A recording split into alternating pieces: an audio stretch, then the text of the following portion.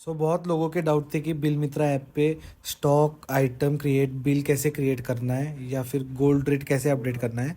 हम पहले देखेंगे कि गोल्ड रेट कैसे अपडेट कर सकते हैं। अब हम अपडेट गोल्ड रेट पे क्लिक करेंगे और आज का गोल्ड रेट अराउंड 1,30,000 मैंने डाल दिया है और कैलकुलेट बटन पे क्लिक कर देंगे। जैसे ही मैं कैलकुलेट बटन पे क्लिक करूँगा हम जाके इसे चेक गोल्ड रेट पे जाके चेक कर सकते हैं कि इसका क्या रेट है।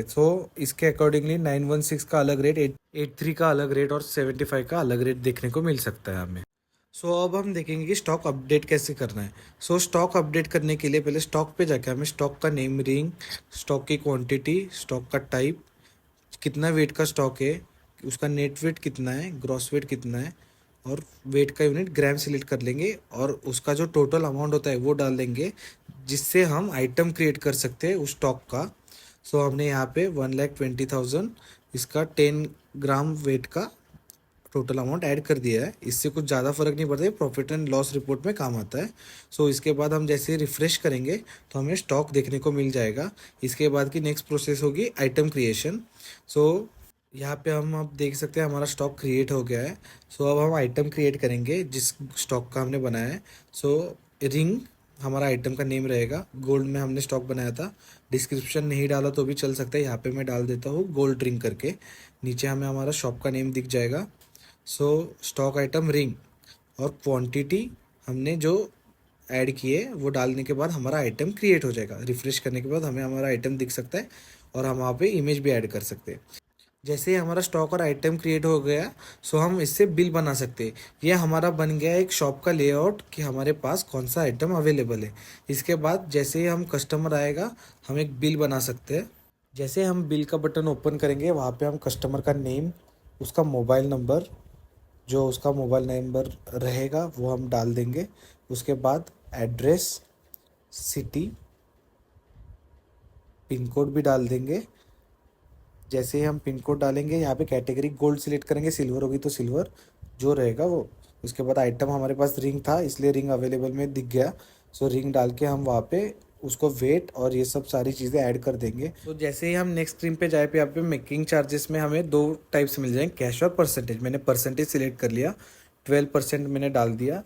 और उसके बाद प्योरिटी सिलेक्ट करने पर हमने जो चेक गोल्ड रेट पे अपडेट किया था उसके अकॉर्डिंगली हमें अपने आप वेट के साथ कैलकुलेट करके हमें रेट पर ग्राम और उसके आइटम का अमाउंट दिख सकता है।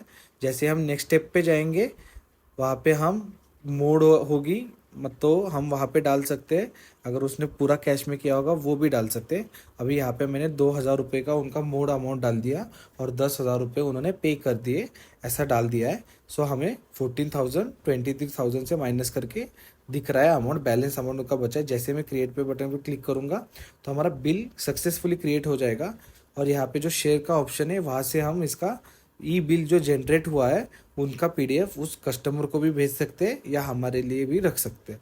जो भी हमारे बिल बन गए हम बिल सेक्शन में जो हमें नीचे दिख रहा है वहाँ पे जाके बिल पे देखेंगे तो हमने जो बिल बनाया है रोहन अभी बनाया था वो हमें यहाँ पे बिल दिख सकता है। इस बिल में हम अपडेट में जाके अगर कोई माइनर चेंजेस हो गए तो यहाँ पे अपडेट कर सकते हैं, वरना अगर कोई चेंजेस नहीं हो गए तो वहाँ पे कुछ करने की ज़रूरत नहीं है। अगर कस्टमर फिर से अपनी उधारी जमा करने को आया तो हम चेक बैलेंस में जाके ऐड पेमेंट के ऑप्शन पे जाके ऐड पेमेंट करने पर उनका पेमेंट अपडेट हो जाएगा। अब अगर हम जाके देखेंगे जैसे ही हम देख सकते हैं बिल में जाके कि उनका पेमेंट ऐड हो गया है और उसमें उनका पेड दिखा रहा है, पहले वो अनपेड दिखा रहा था। इसके साथ साथ हमने एक्सपेंस का भी फीचर ऐड कर दिया है। हमारे बिजनेस से रिलेटेड कोई भी एक्सपेंस हो, लाइट बिल हो गया, रेंट हो गया, एम्प्लॉय चार्जेस हो गए, हम यहाँ पे ऐड कर सकते हैं। रिकॉर्ड एक्सपेंस पे जाके एक टाइटल दे देना है, यहाँ पे मैंने ट्रैवल दे दिया है।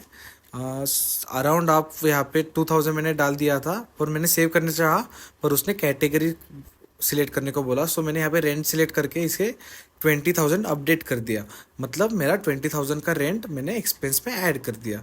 जब भी हम रिपोर्ट्स बनाएंगे तो हम यहाँ पे ऐड कर सकते हैं आपने कैश किया, यूपीआई, ये सारी चीज़ें आप इसमें डाल सकते हो। इसके साथ साथ आपको एक्सेल रिपोर्ट्स भी मिल जाएंगी। समझो मैंने यहाँ पे डाउनलोड एक्सेल पे गया और मैंने डेट सिलेक्ट करके कस्टमर का नेम डाल दिया तो उसका एक्सेल रिपोर्ट भी आपको मिल जाएगा।